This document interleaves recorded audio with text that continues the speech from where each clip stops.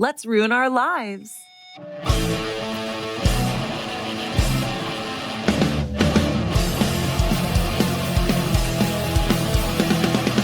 pissed at high tides, chewing up like cyanide. Please don't revive. Let's ruin our lives. Some pills and acid, nails in my casket. That sounds romantic. To just ruin our lives. それじゃあビデオ見てもらいます。寝んなよ。 Hello everybody, welcome back to Let's Ruin Our Lives. Please hit the like and subscribe buttons so my child and I can move out of Phoenix, Arizona. I am your host, Josh Hensley, former street poet and musician, and joining me today, another very funny person. Very honored to have him on. It is stand-up comedian and I believe singer-songwriter, possibly, Offender. You know him from KILLTONY, and he was on Pinky Pod. Welcome aboard, Offender. How you doing? Hey, thanks, man. Thanks for having me, bud. It's a pleasure to actually get to meet you in person. I mean, not in person, but sure, today's times. No, yeah, I appreciate you coming on. I Googled your name yesterday and obviously went through your Instagram, and I was like, oh, I remember your sets from KILLTONY. I've kind of stopped watching it recently for reasons or whatever that we can get into later. But yeah, no, I remember you getting called out of the audience the first time. It seemed like the audience response was very great that time, and not to be offensive, but I think the time after maybe they weren't not so good. Yeah. What do you think happened? Because I mean, like your jokes were fine. I mean, I didn't see why Tony gave you a hard time. Part of comedy, man, is getting timing down. And with my first set, there was a big pop in the reaction. I mean, I'm wearing an orange jumpsuit. That's like true. And it's random, and obviously they started asking me questions, and when they did, I just was thankfully I was smart enough to throw it back to them, and that really impressed Tony. Because I was like, hey, you can find out more about me when you put my name in that, pull my name out for sure. And right there at the end, they got me on, and obviously I was excited. I mean, nobody really understands. Like, I was in prison, 4 years prior to that. I had to go through a lot of steps to even get to that point. Definitely. And down to the last detail of like the orange jumpsuit and this and that, it just really played out well. Yeah. The second time, I was in the back, and I'll be honest, man, I had had too much to drink. Oh, okay. That's the honest truth. Like, if I was to hold myself accountable, like, where did I go wrong? Right. The drinking, definitely can't be doing that. Like, you got the biggest opportunity in front of you. You can't be sloshed like that. Sure. You have to take this extremely seriously. Mm-hmm. And the other big thing is I had the cowboy hat on, which hid my face. Right. And that's something in comedy that, your face is used to tell the story or the joke. Right. And then the third important thing, like, for me was like with the actual joke itself, that joke is one of my closing jokes. And so there was the Sir Winston Pickles, and then I come out, and everybody had asked me, like, oh, were you nervous to follow Winston? And I'm like, I'm not nervous to follow anybody. It could be Dave Chappelle himself be out there on stage. I am the most excited, because it's not about what they're doing. It's about what I'm about to do, and I want to murder. And that's the way I look at it. Like, you can't be scared. But anyways, long story short, a lot of lessons learned from that. And obviously this last appearance that I had with Harlan, you could see the work that was put in. The timing's a lot better. My pauses it's all about letting your jokes have room to breathe. Yeah, definitely. For sure. I haven't seen that last one. Like I said, I sort of have stopped with KILLTONY, gravitated more towards like Legion of Skanks, Yeah, I can understand. Everybody's got their own cup of tea, man. And after a while, things can seem repetitive. I will say that's one reason why, like, I'm a big supporter of people that do mix it up and do come in there with something different. I mean, obviously, like, Timmy No Breaks is kind of a one-off comedian, man. Totally. Several of them. I mean, even Keegan Carmichael. Like, I know people hate on that guy, but I've seen him perform. He's a great comic. Yeah. He's funny as fuck. So is that one Keith Hortis still around doing it? Cortis? Yeah, Heath Cortis is still around. I see him all the time around here. I actually just recently did a show at the Vulcan Gas Company. Yeah. And he was on that show, and then I followed him, which is funny because we're both from Alabama. So. Oh, I did not know he was from Alabama. Oh yeah, I believe he's from Huntsville. Oh, okay. Right on. Right on. Yeah, I actually just had Aphrodite. Do you remember her from the? Oh, yes. Come on now. Of course, for sure. You can't be no Kill Tony fan. Don't know Aphrodite. True. Yeah, and she was awesome. She's great.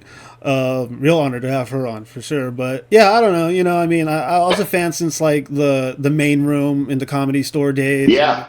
And then all through the pandemic and whatnot, and just like the bigger it gets, like maybe it's just me, like my punk rock soul is like, I'm not allowed to like things that are popular, which is fucking stupid. I got you. You know what I mean? Like it's pretty dumb. But you know what, I saw a comment a long time ago on YouTube that was like, Kill Tony is the only show that will give you a thicker skin just by watching it.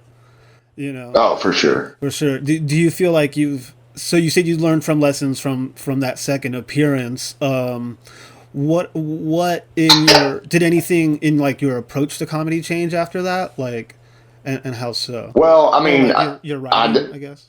Well, it just is an understanding of like, so with that joke, like I said, it being my closer on that second appearance, it's like by the time I'm getting to this complex joke, I mean, to me, I still stand behind my joke. It's a great freaking joke. Yeah. Okay. You know, I mean, I talk about it's a new year, it's new me, quitting smoking cigarettes and picturing it as something I would never put in my mouth. And I'm not sure what part Tony didn't like, if it was the black guy or the sucking dick part, but I know he loves smoking cigarettes. I'm like, this is a winner. Right. And I did act out. It's like, and like, even when I saw it wasn't landing, I did not abandon ship. Right, I stayed true to that joke because that's a great joke. Sure. I just didn't deliver it properly, you know? And there was people, man, that they said like the sound guy told me 2 days later, I tried accidentally barking him in. And he told me, he was like, yo, dude, don't worry about it. He was like, there was someone really important right next to me being like, that's a great fucking joke. Oh, nice. But it's just, you know, the lessons, I guess, at the end of the day is, hold on, I'm sorry. Repeat the question. Sorry. I got on the thing. Like, how did it affect like your writing,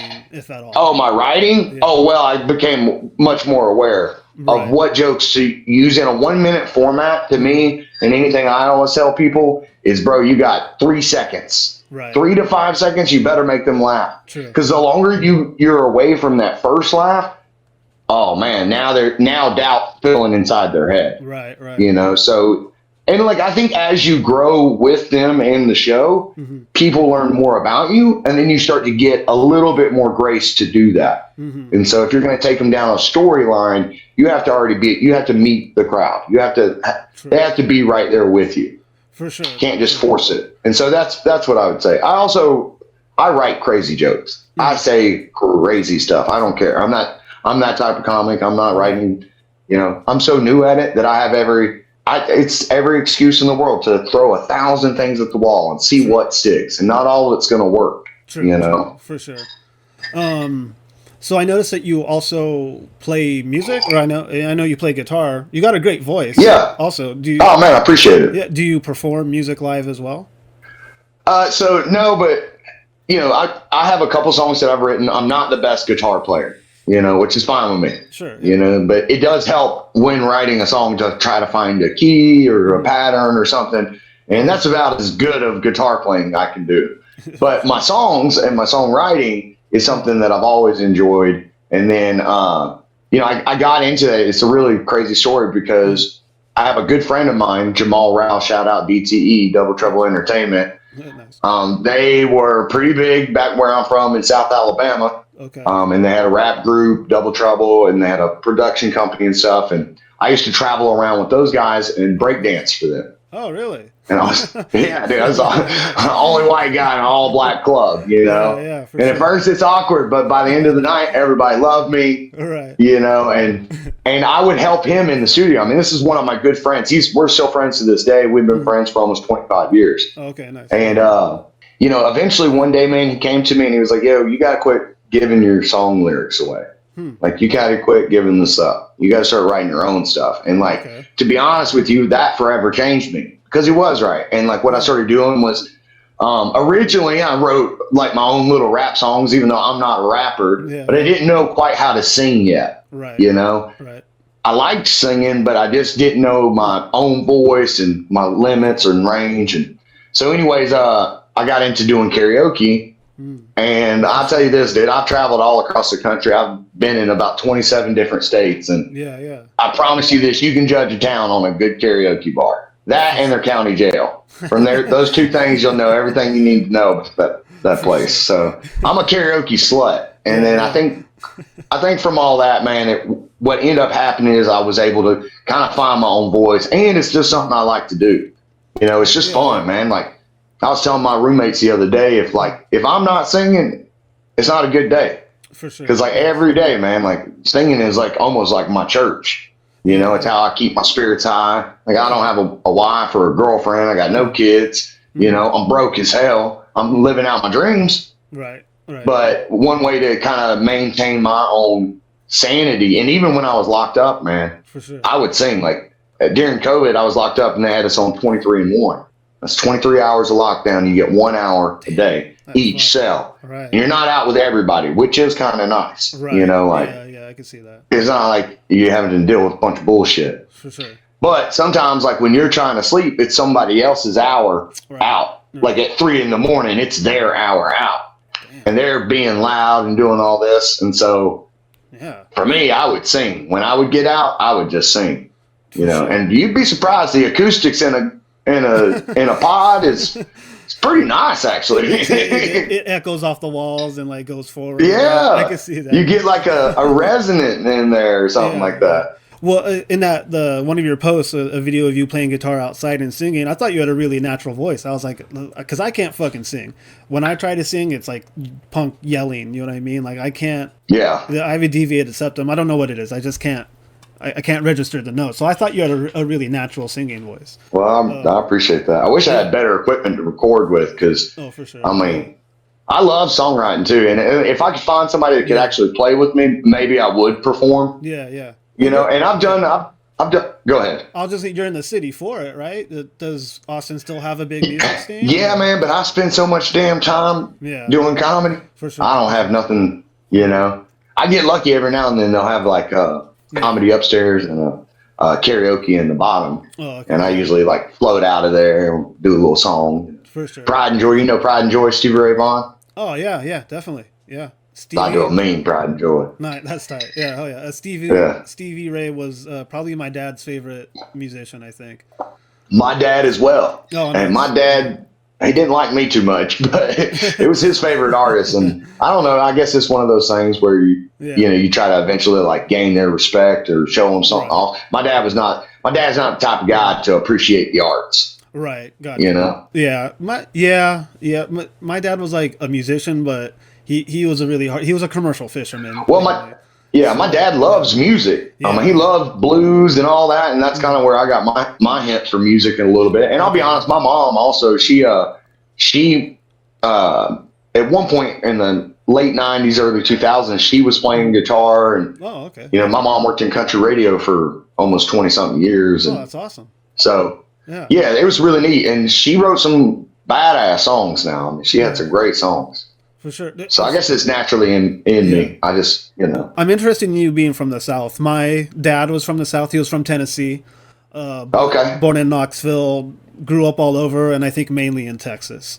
I forget what city. Or his parents were in Nacogdoches. And so I have a bunch of family in Texas. What are the similarities and differences between like Alabama and Texas? Is Texas less Southern? Yeah, for sure. Yeah. For sure. Yeah. For sure. Especially here in Austin, man. Right. Because about good 25% have just came from California, you know? So where do you live at right now? I'm in Phoenix, Arizona. I'm originally from California, but I've lived here. Okay. I've lived in Minnesota and Oregon, and I've been not in 27 states. I've probably been in like 7 states.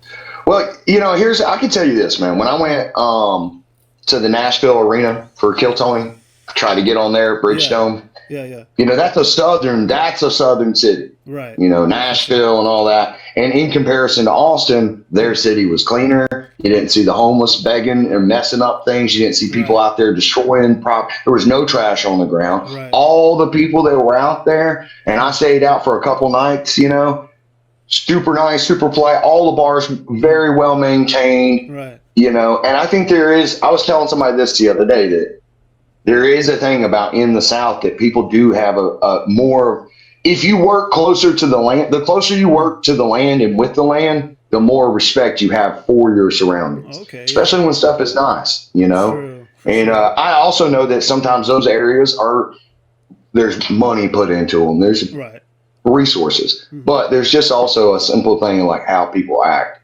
Down here, man, it's crazy. I'm not too good with the violence that happens around here, and how everybody pulls out their phones and watch.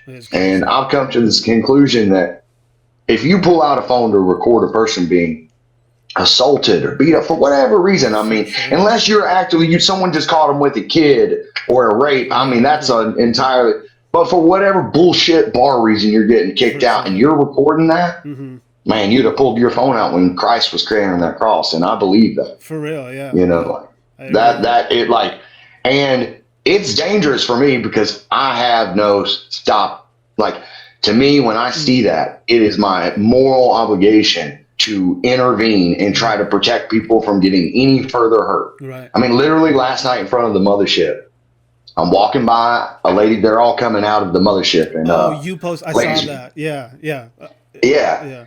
And you know, it's crazy because of my last appearance on KILLTONY. I had just gotten back from Skankfest. They asked me about what I did. I told them I fought at Skankfest. Right. Yeah. I won 25 seconds. They're like, "Oh shit!" And Harlan asked me. He was like, "Do you ever have to, use your skills out on 6th Street?" And I was like, "Nah, dude. I'm notoriously known for breaking up fights down there." Because I think that it's important that people understand that this is, you can really injure someone. Oh, yeah. And like, for whatever reason right then and there that you think you're justified, I promise you, as a person that's been to prison, you don't want to go for some dumb shit like that. Sure. And if you do, then you should do it when nobody's watching. I got that from Black Mass, You shouldn't do it right there in front of everybody. Sure. So that's crazy. Yeah. I mean, that's like criminal 101 here. True, for sure. No, you're going to pull out hey, record me commit this felony. Like, that's crazy. Wait, can you describe what you saw last night? Oh, yeah, for sure. So as I was walking by, I'm barking for one of the shows. Okay. And I have a good reputation with the mothership. Yeah. And I know enough of like kind of the delicate balance between not encroaching on their space. Right. But when people are leaving their establishment, okay, I'm a salesperson, bro. This is these people love comedy. Right. You know what I mean? Right. And there's a high chance most of them are going to say no. They have to walk by. That going home, they've had enough comedy. Sure. But sometimes people will come in. And so when the shows are running now, I went over there and I see this young lady going crazy and like walking up to this guy, and she's like really being super aggressive. She pushed the guy. Oh, damn. And I walked by, I'm like, okay, the staff's right there. They got this. Like, we'll just keep an eye on it. And then I turned around and I was coming back and I was just standing there ready. And as soon as that dude punched him, I jumped in and was like, "Yo, dude, don't do this. What are you doing?" And that guy was deranged because he was hitting the other man for no reason. He just saw his wife going crazy, who was drunk as a skunk. Right. Like, this is just a toxic relationship here. This is you guys are adults acting like 20-year-olds here on alcohol. Right. Y'all need to get your shit together. You know what I mean? This is not a good look. And the other guy behind me who took that lick and never once bowed up, never did nothing. I turned to him because he's the one with the brain. Right. And that's the person you say, "Hey, man, look, this not worth it. I got you. I'm going to make sure everything's okay." Totally. The staff's about to jump in. And as soon as they did, they dispersed everybody. And they're just like, the one guy that I had been talking to wanted to explain his side. Right. And I knew before, he said anything, I'm like, "Hey, they don't care. Right. They just want you guys to get out in front of the building." Great job, though, because the girl hit that guy and the dude decked him. And he didn't deserve that. And then she attacked another lady that was like, "Hey, you can't do that." Right. Okay. Like, these people, man, y'all need to see a counselor. So it's just funny because the other thing about it is, man, is like, hey, I didn't know that got recorded. I was leaving a couple hours later. And I stopped by the mothership and I said, "Hey, I just want to make sure," because they see me all the time. I want to make sure you guys know I didn't have nothing to do with that. Right, and that I saw it go down and I intervened immediately. And they're like, "Oh, we know. We have security footage." And we watched it. Damn. We watched the whole thing. So they see me walk back and do all that. Well, then probably 10 minutes later, the guys at Vulcan who I'm working with, they come up to me and they're all like super smiley, which I mean, I've been helping them out a lot. And man, every one of those people at Vulcan, I just have a huge admiration for, mad respect. They treated me so well that it feels like a really good home club. Nice. You know, I just got passed there as a regular on the Best of Vulcan show. So that's a great opportunity. Yeah, that's awesome. But they're looking at me and they're like, yo, man, you been breaking up fights tonight? And I was like, yeah, how did you know? They're like, one of the security guards from, or door guys at Mothership posted a video of it.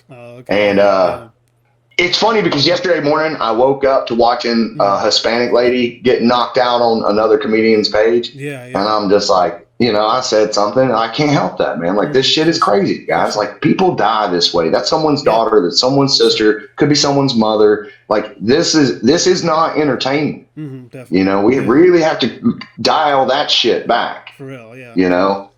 And at the end of the night, here I am breaking up. And I'm telling you, that's probably the 25th fight I've broken up. Damn. I am known.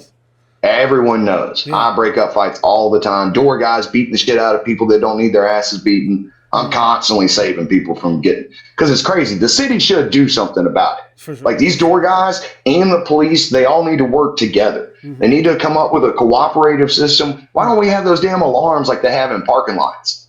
You know, where, like, if you press the alarm. Oh, right. Like, you know, for sure. the college campuses have them, you know. There should be something, because it's crazy the amount of response time.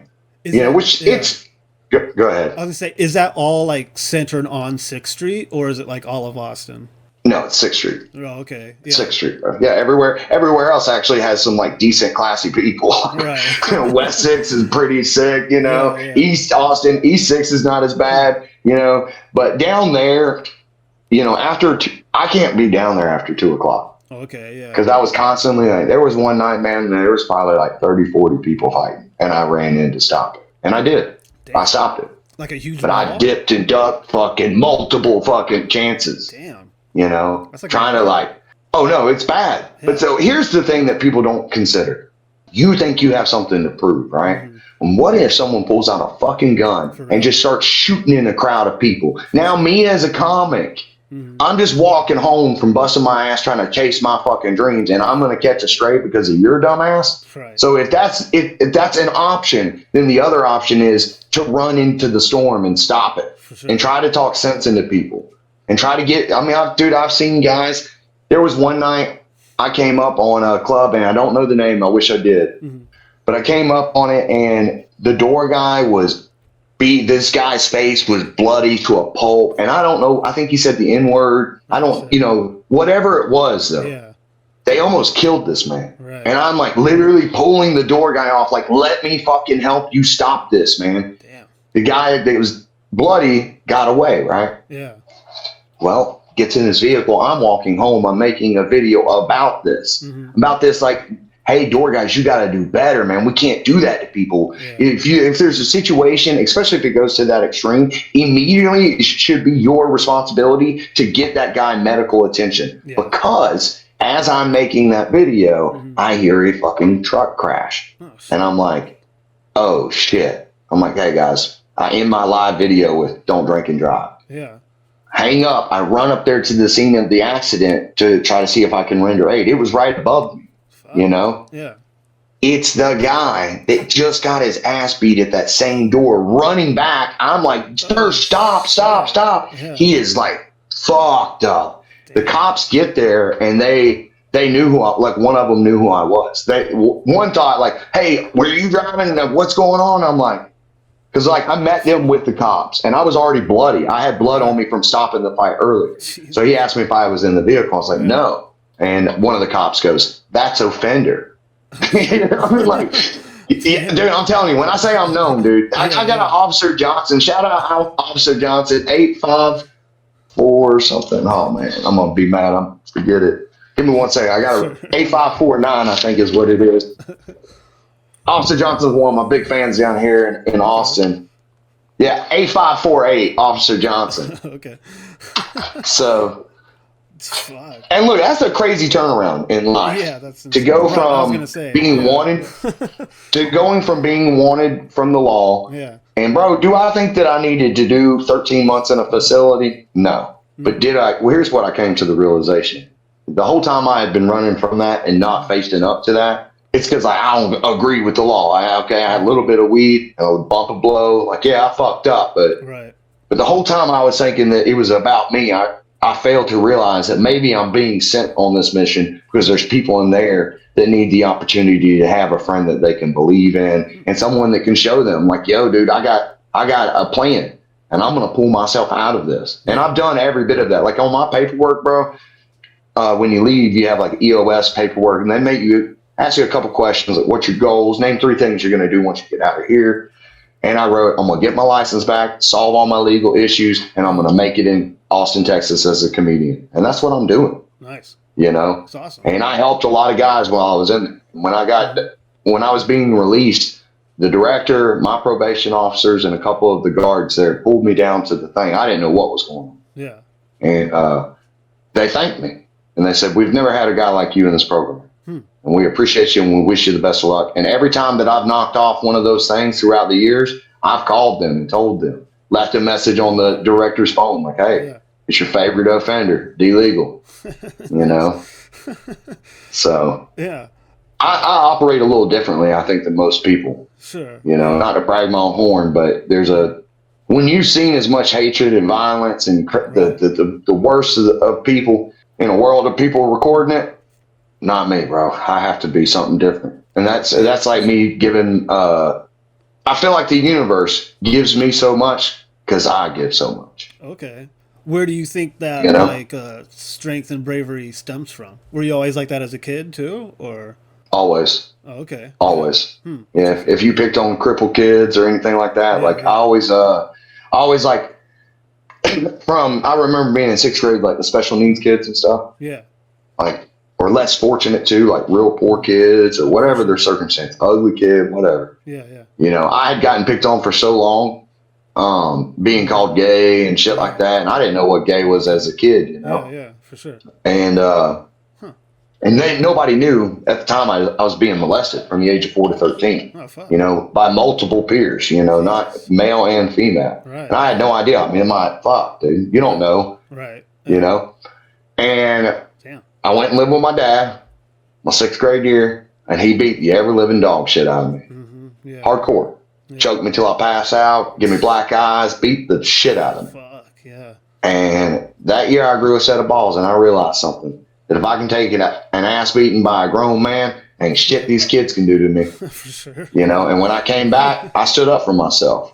You know, I had enough of that shit. And then the second that kind of happened, I got into wrestling, which was a big game changer for me because at that point it wasn't about team sports. It was about what can I do, you know, as long as I have the discipline and the heart. That's the thing I got is heart. And right. Well, you may be able to run faster than me, but you can't run longer. Well, I mean, that's genuinely impressive, man. I mean, you know, so many people repeat the cycle of abuse. You know what I mean?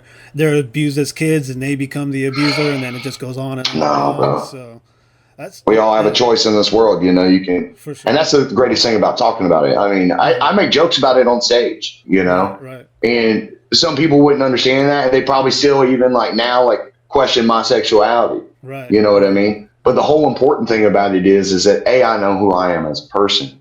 And even in that same lesson, I learned it also with prison is that your past does not define you. Your actions will. Definitely. And you can take, you know, people, question me about the name offender. Like, why do you go by that? Right. You know, sex offender. You know, I've heard people make that joke. Right. And the reason why is because when I got sent from the like big boy camp, Kilby, to then getting to go to a work release, which is where you get to go to the free world every day. Right. You change from an inmate to an offender.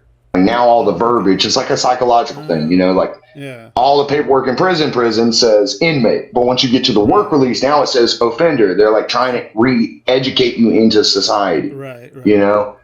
And then the other side of that is that in comedy, in a world where people are so offended, I feel like that gives me, it's a scapegoat. Right. Like, hey, my name's Offender.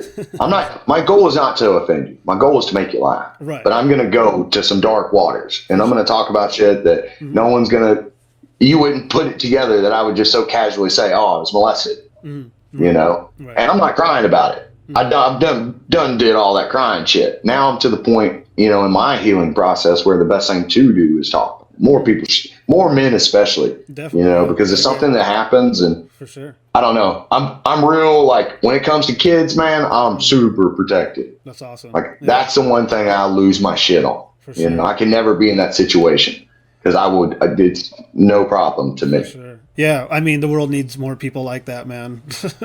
You know, I was gonna say, I mean, this podcast is all about turning the darkness into art, and you're doing just that. So, fucking congrats and thanks, man. I mean, that's awesome. Yeah, I appreciate it. You know, I think the best art, the best comedy too, really comes from like dark places. You know what I mean? Like, by you, because it's like healing for yourself, and it sort of helps other people confront their own.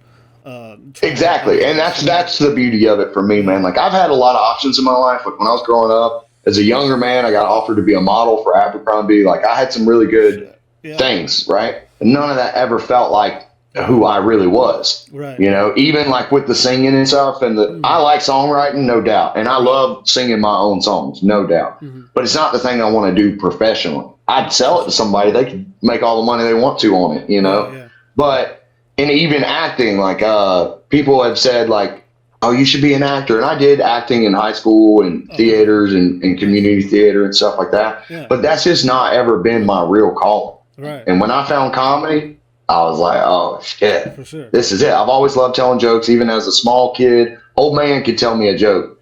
I repeat it back with the same enthusiasm and intentness, and like I understood the way he set it up. Right. And so when I found Kiltony, I realized, like, yeah, this is what I'm made to do. Right. Because to go through as many dark channels as I have been, and then be able to keep a positive attitude, that is a superpower to me. Definitely. And like, I've made a shit ton of mistakes. You know, I still make them. I'm gonna make them. Right. But I'm actively trying to be a better person. And really, to me right now, comedy's not about the money. It's about finding something that I am willing to just I can't do nothing else. This is it. This is it for me. They say when you know, like, I know this is what I'm meant to do. And even if I just do like low circuit shit, I'd be okay with that. Just like with the karaoke. I don't care if I'm a professional singer. Right. You know, this is just something I love to do. And I think by having that mindset versus like, oh, I have to be here.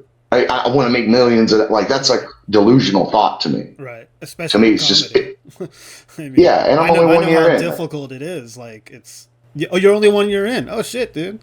And you're a regular already somewhere. And it looks like you're getting on some shows with like some pretty like well-known comedians.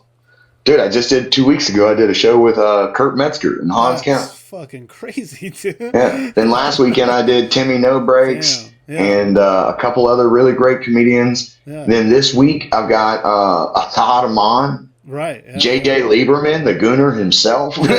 You know, there's some great comics awesome. that I'm getting the chance to work with, and you know, they get an advantage too. Not them, but like Vulcan. And they know it, that I'm the best barker in the city. Ain't nobody else better than me. And I hate to say it like that. I'm usually very humble about stuff. But when it's the truth, it's the truth. I barked in like maybe 60 to 80 people last week. They had to tell me to stop. They were like, we are packed. That's nuts. So I have a question. I have a question about barking. So for anybody listening, a lot of my audience probably don't know.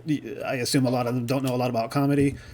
Trying to bring that to them, you know what I mean? It's a lot more intricate than people think. Oh my God. It takes a lot more work than people think.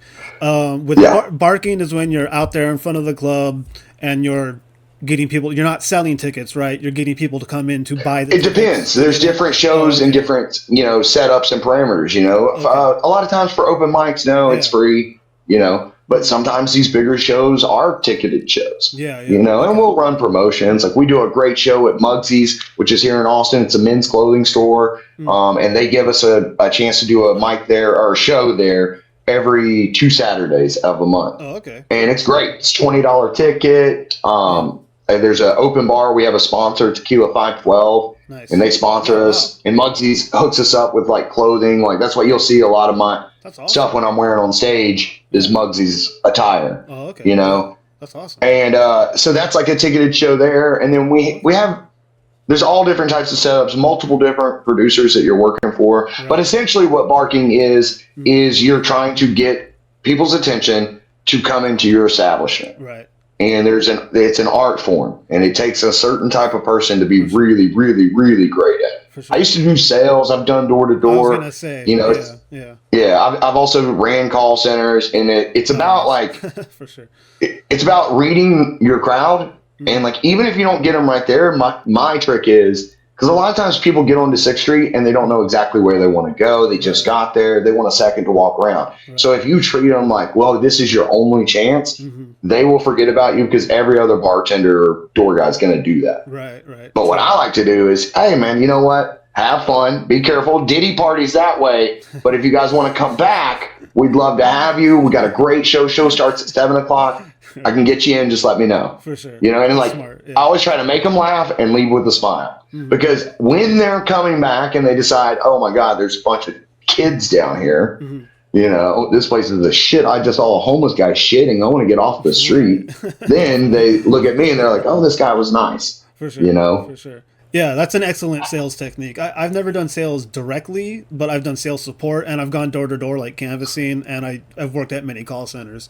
So I get that mentality of like building that rapport and not being too pushy, while at the same time. Yeah, and I say ridiculously funny stuff too. Like if they walk away, I'll say like, "Hey, you're supposed to say no to drugs, not comedy." You know. Are there, and then are there ever any barkers who aren't comedians? Not really. Oh, okay. Yeah. Not really. I mean, hell, the door guys are supposed to be barking. The guys that actually work for the bar, that should be, technically, it's their job, you know? For sure, for sure.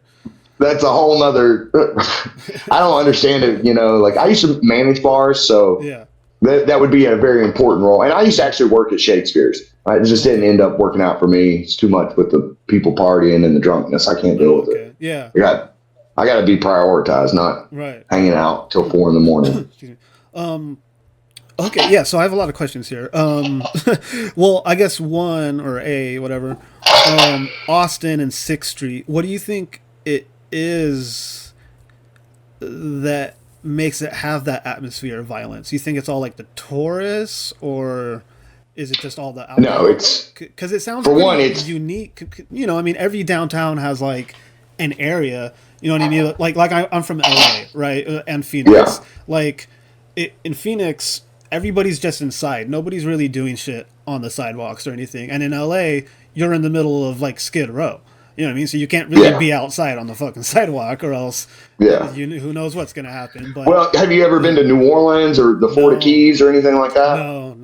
Here's what I think. The honest truth is, what makes 6th Street so violent is you have inexperienced young adults, you know, from whatever age, 17 to 21, even up to the age of like, let's say 24 or 25. Hell, there's still adults all the time that, you know, grown adults that get into fights.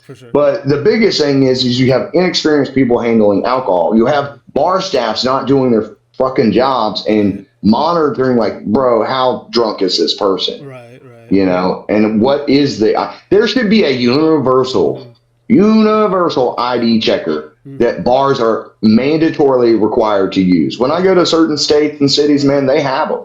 Right. And if the ID ain't scannable, sorry, go somewhere else. For sure. You know, that should be so simple. That would end it. There should also be, they should do like monthly mandatory, or maybe once a year, like some type of certificate where all the bar staff, if you want to be a door guy on there, there's like a set protocol of how you handle things. And the police department should be the ones in charge of teaching that and creating relationships with these door guys. Right.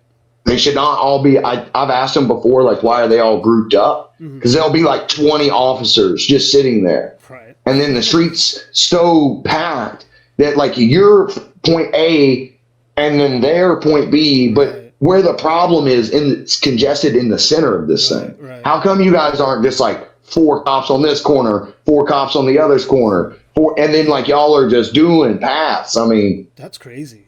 Like they need it, man, because it is that crazy. It's that. I was just looking up today trying to find.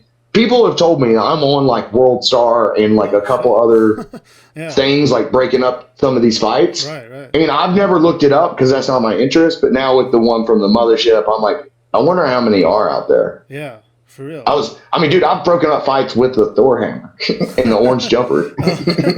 I remember that story. Yeah. I was like, no, you're better than this. Come on. Damn, that's fucking nuts. I mean, yeah. So I wish the city would hold people more accountable. Man. Right. So, for real, I really do. And like, there was an incident a couple weeks ago where a door guy at Buck Wild, it's a larger black guy. I don't know his name, but he's a piece of shit. I'll say it here. I'll publicly say it. That guy is the worst person I've ever seen as a door person. He ran a block and a half to catch up with these young ladies and took the bride's phone and threw it up in the air 30 feet and walked away. Damn. And I just happened to be right there. 2 nights before that, I held that dude against a brick wall because he was trying to beat the shit out of some drunk kid that kicked his sign over. Okay, like he kicked your sign over, whatever. Yeah. The kid's dad was with him. Kid's dad's like, no, please, he's my son. Jesus. So I'm like, pull the door guy off. That's crazy. I hold him for like 30 seconds, trying to give the dad and the kid time to get away, Right. And when I let the door guy go, did the same thing. He chased that dad and that son down, punched him, beat him up, did something, and got the kid's phone and stole it and came back to the job.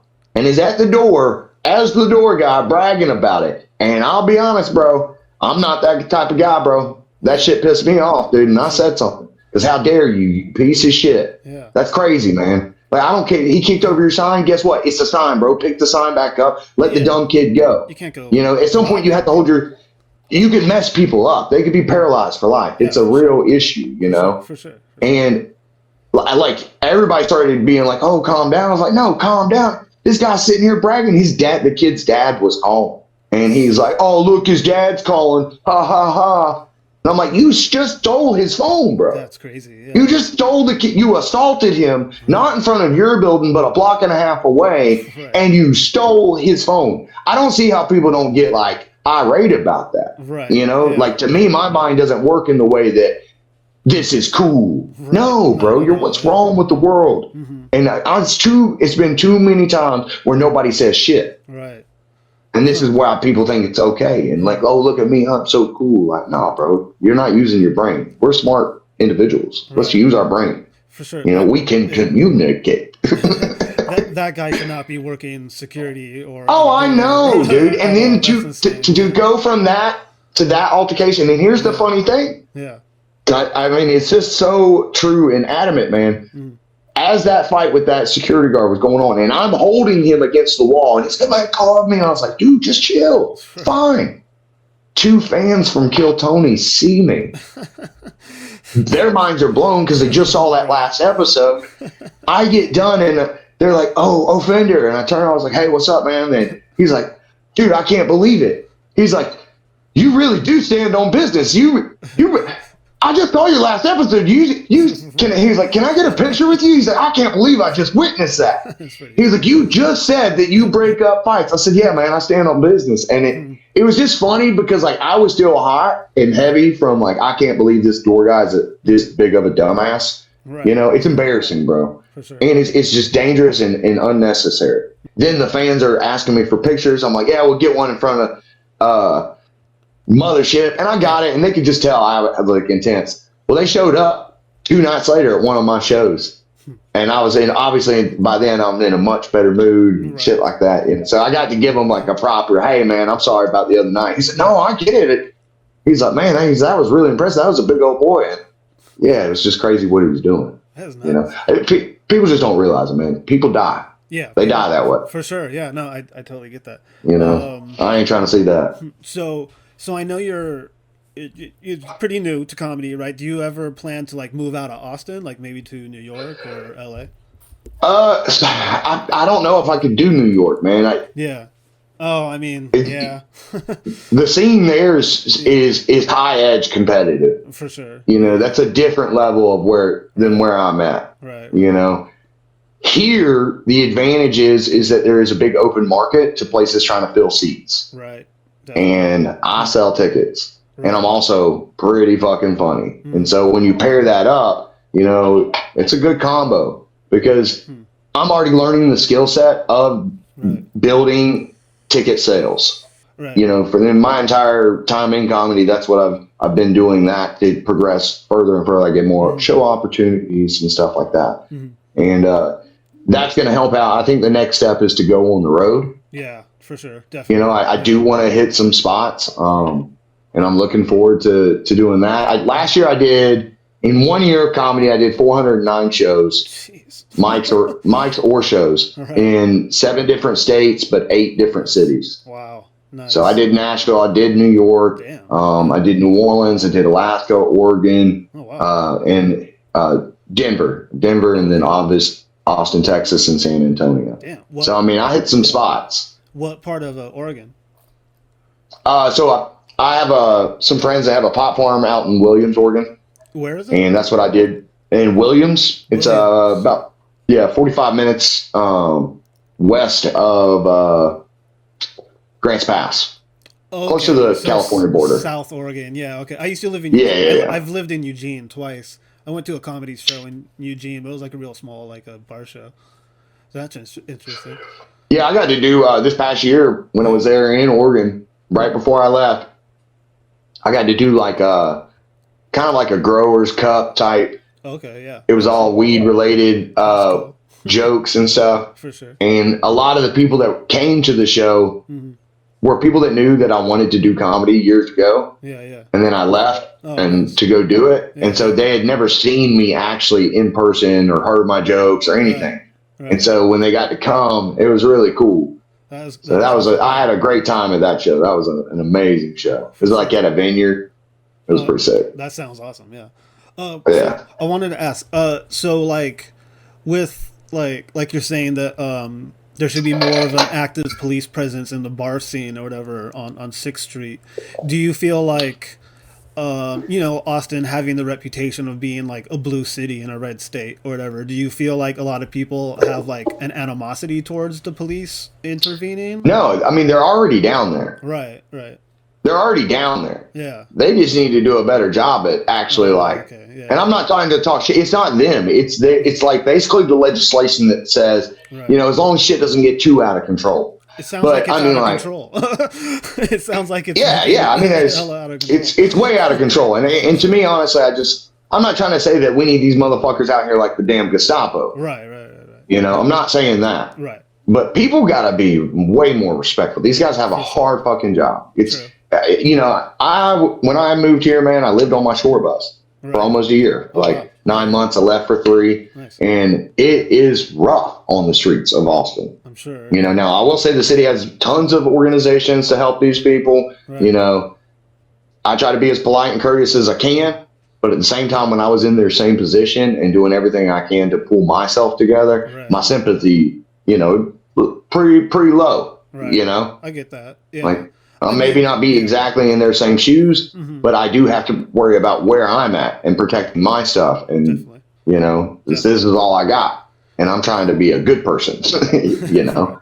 So with the homeless, I don't want to call it a problem, whatever, people being homeless in Austin, like, you know, like when I lived in Eugene, Oregon, that's like the concentration of homeless people compared to like a really spread out city like Los Angeles or Phoenix, it's notable. You know what I mean? You notice. Yeah. And like, you know, a lot of those people are addicted to like heroin or meth or both. You know what I mean? Yeah. Is it sort of the same in Austin, or is it? Oh, absolutely, bro. It's crazy. Do you also see like, maybe it's not so much a thing anymore, but like, let's say 2000 to about 10 years ago or something like that, or shit, going on like 15.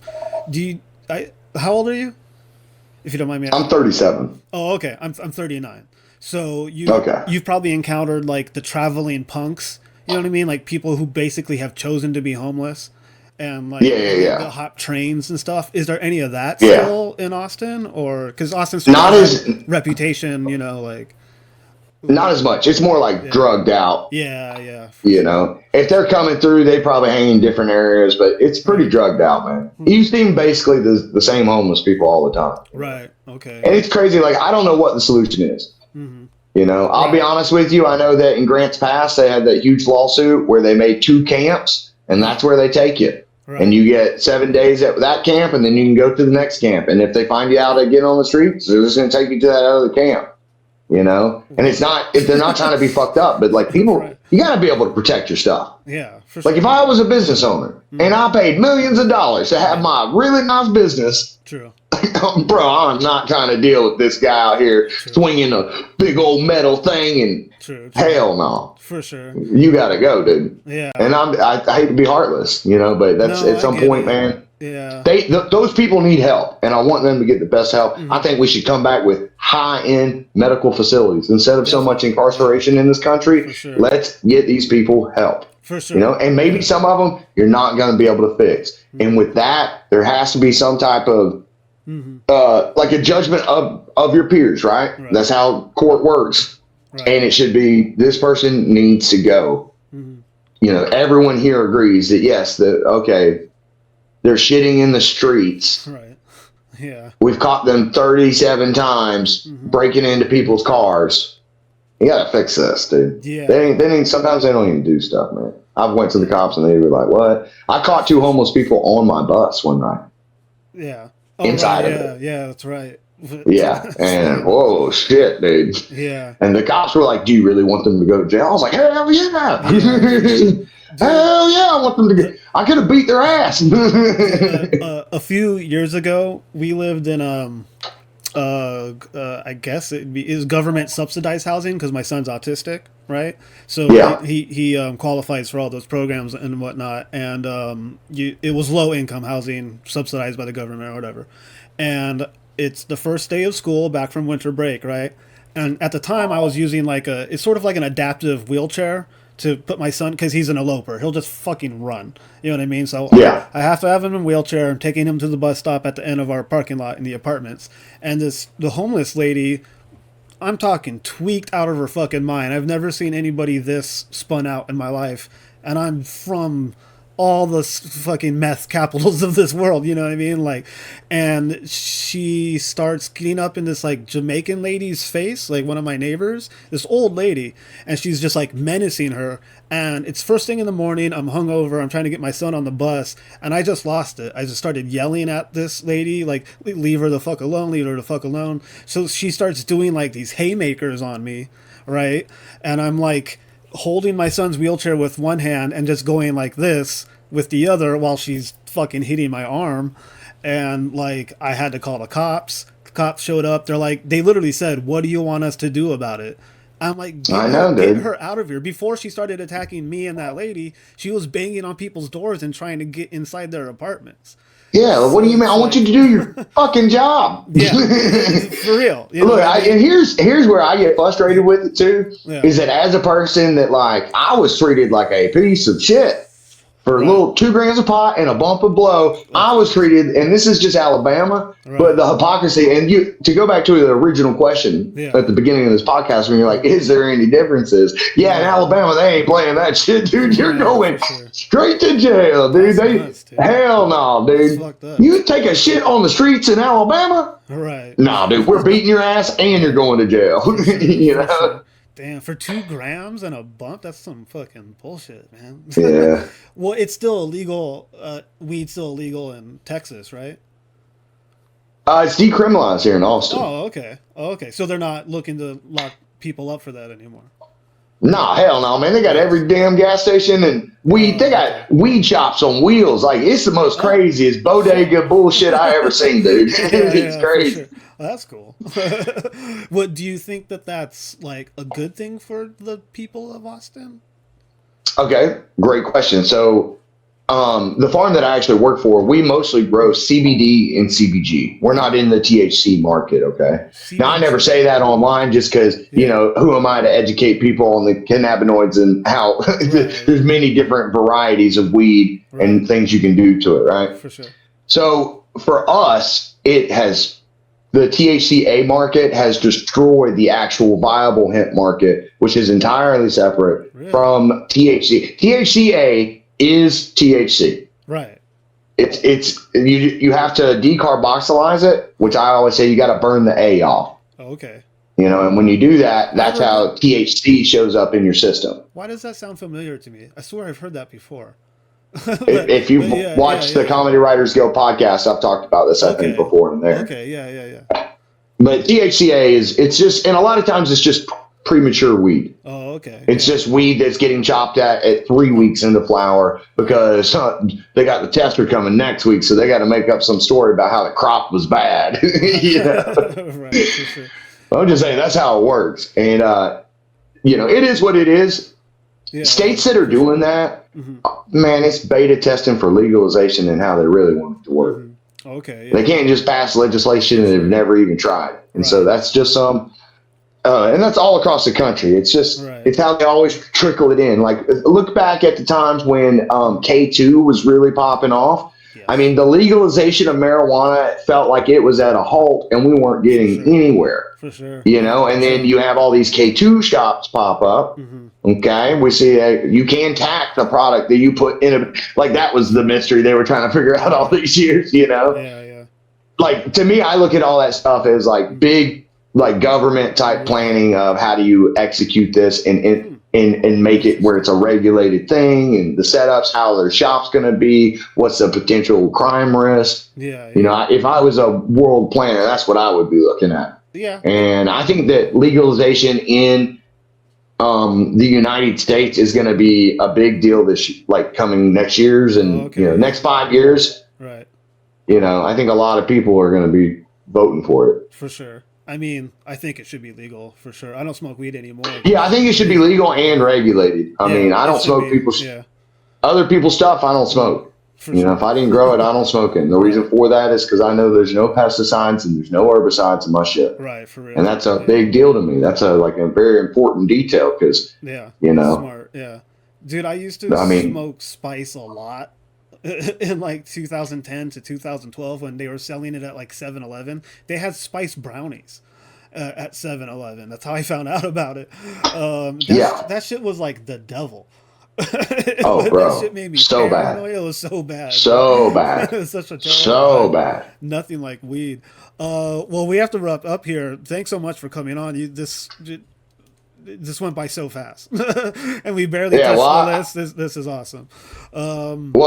Anytime, man, you want to have me back on, we can pick up where we left off. I had a great time with you. I appreciate the opportunity. Sorry I talked so damn much.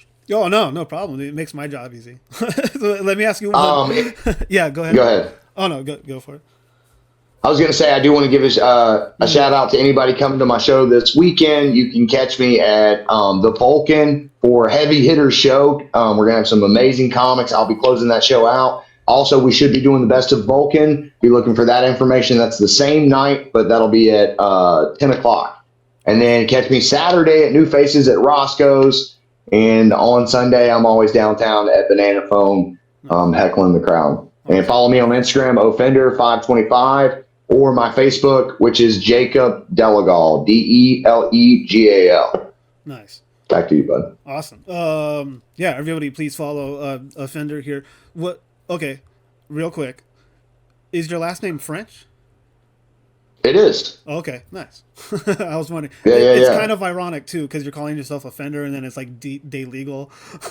Oh, I know. I play into that. Yeah, it was actually before my family came over here. It was Delegal. Oh, okay. But then like through the translation and how they do it, like when you come to America, it would be like Delegal. Right. So that makes sense, and like that's funny because like France was originally called Gaul, right? That's interesting. I did not know that. Yeah, long, hundreds of years ago. Okay. Here's my final question.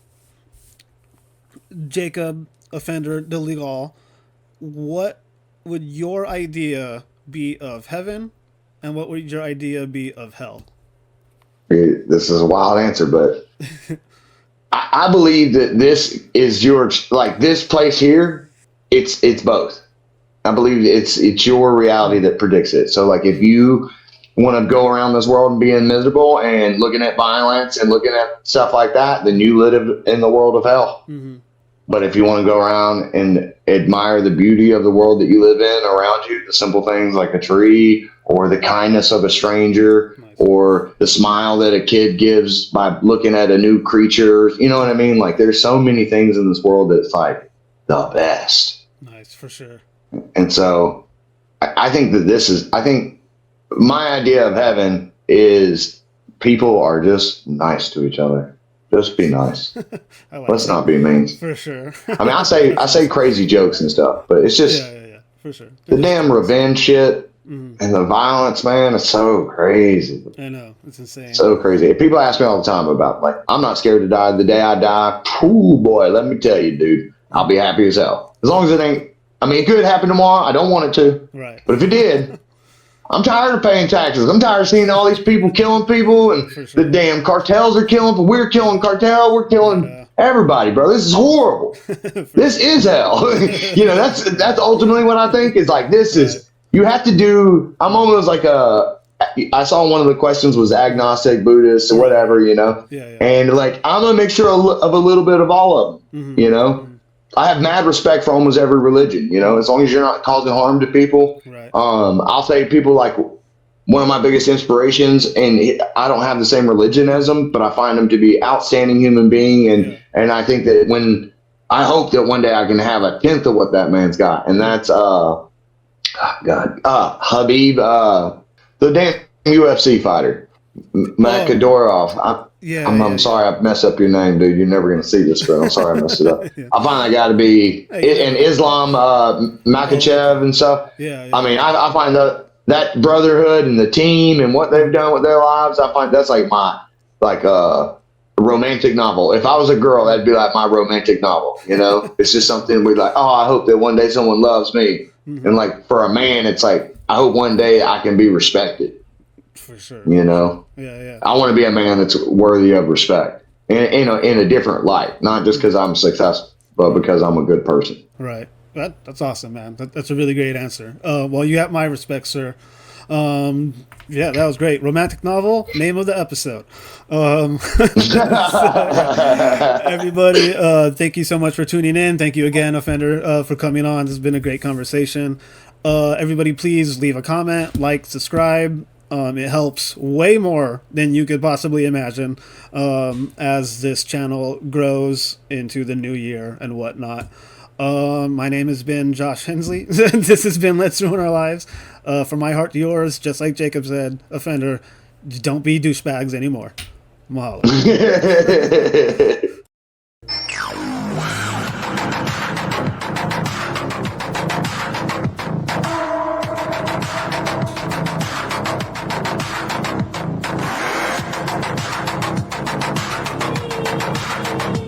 I know, but I'd rather be blind in heaven than sighted in hell.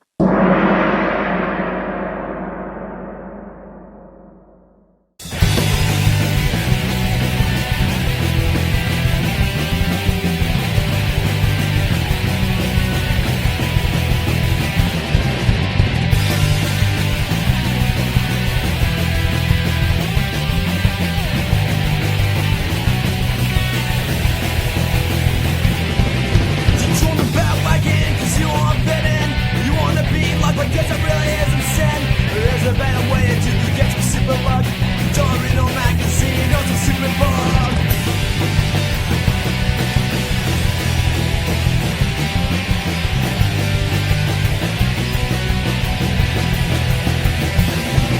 You care about what people think because you're insecure. You don't worry your heart, it's your own, but not too sure. Take some words of wisdom, some plain and simple advice. If you don't live to live, that sure be nice. Start your own trend. Start your own trend. Let's ruin our lives.